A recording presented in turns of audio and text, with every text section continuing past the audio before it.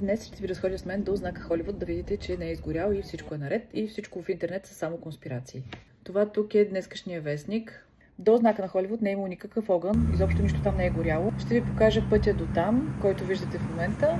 Интересното е, че имаше много полиция и много малко туристи. Това място, това е много нетипично. Там по принцип е страшно натоварено. В началото ще видите пътя до езерото Холивуд, който беше затворен. Много често се разхождаме там, колкото му е горе-долу, колкото гребната в Пловдив.